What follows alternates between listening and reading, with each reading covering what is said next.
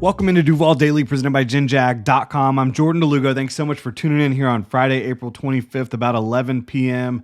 The third round of the 2025 NFL Draft is winding down, and it's been a really interesting day, shall we say, for the Jacksonville Jaguars, who were the stars of the show on Thursday night, trading up to land Travis Hunter. Been a much quieter night for much of the night for the Jaguars, but late in the evening, you started to have some movement. The Jaguars did end up making 2 picks, so you're going to have a lot to digest here during this show, and I'm excited to get into it. It has been a marathon and a sprint here covering the Jacksonville Jaguars in the NFL Draft the past, 28 hours, 27 hours, whatever it's been. But looking at the Jacksonville Jaguars and what they did, they were slated to have 70 and 88 today. They traded 36 overall away in that Travis Hunter deal. And then they ended up not taking a player at 70, instead ended trading the 70th overall pick to the Detroit Lions. They traded 70 and 182 and a 2026 sixth round pick for 102 this year and 226 third-round picks.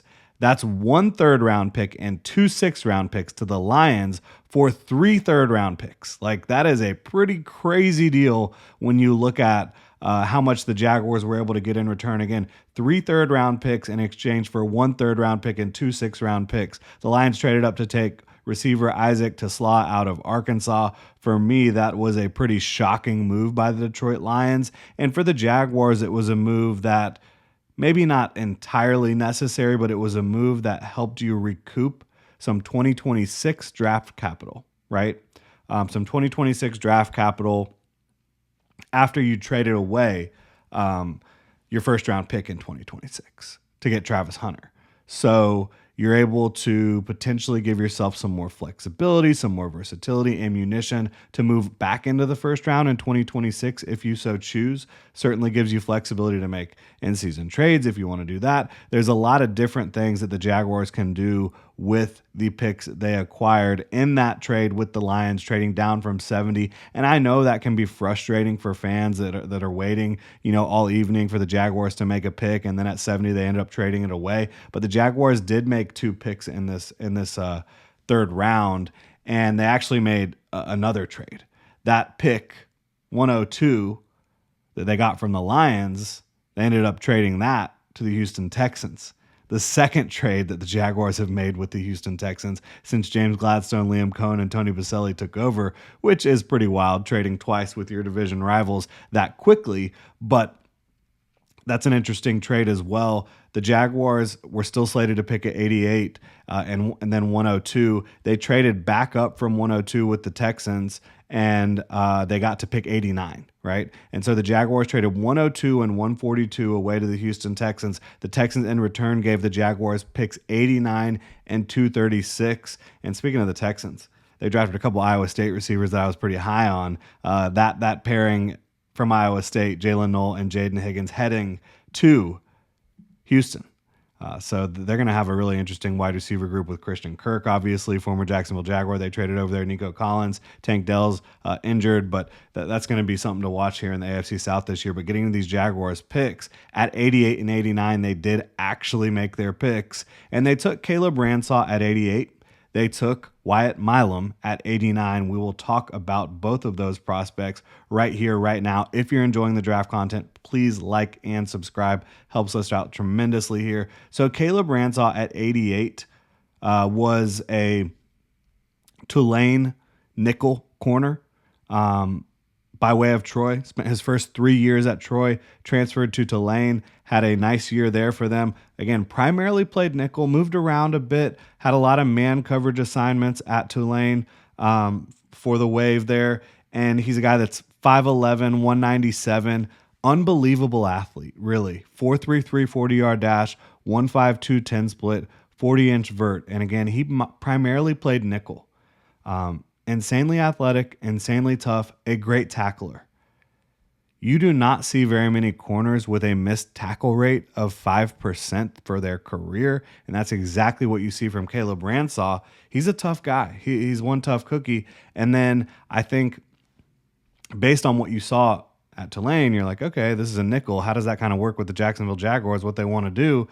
Because they kind of got some nickels. They signed Jordan Lewis to a $10 million deal. They obviously have Jarian Jones who can play nickel. Outside, they drafted Travis Hunter who's going to play corner. They have Tyson Campbell. Jarian Jones is supposed to be able to play outside as well. Like, it's getting kind of thick here in the cornerback room.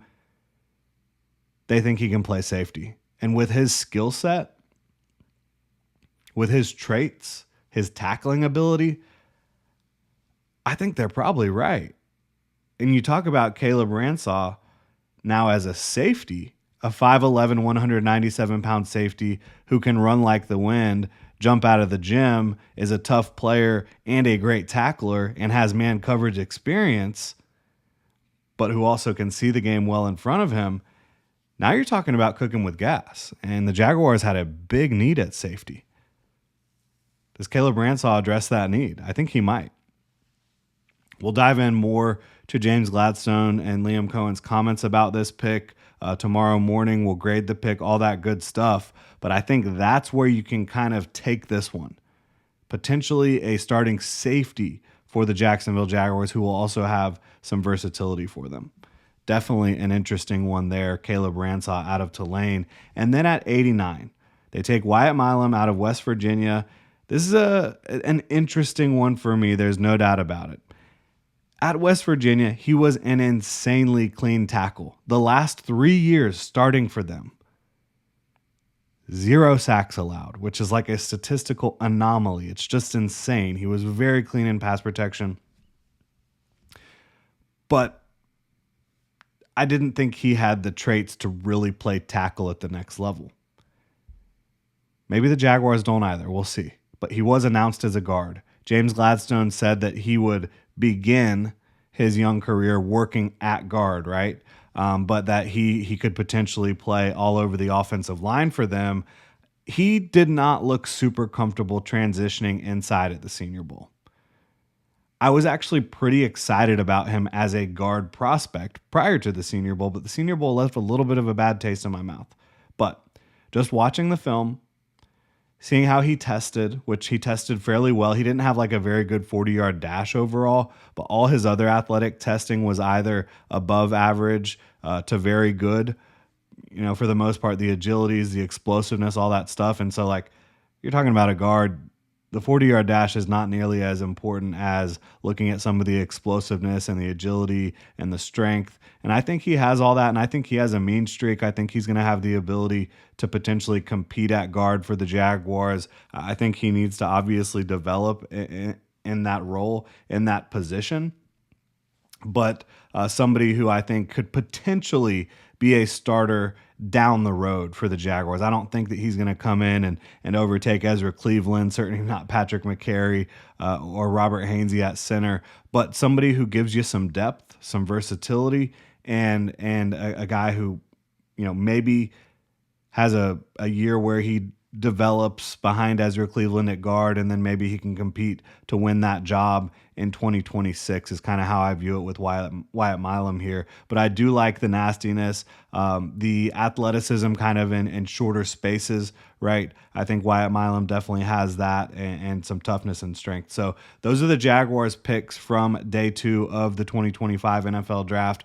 Wyatt Milum, the offensive tackle, converted to offensive guard out of West Virginia, who, again, unbelievably statistically clean in pass protection. And then looking at Caleb Ransaw, 88 overall, a nickel corner who projects potentially, according to the Jaguars, to play more safety for them. And based on his skill set and the needs that they have, I think that could make a lot of sense. So let me know what y'all think in the comment section below. If you enjoy the content, again, please like and subscribe. Y'all have a good one.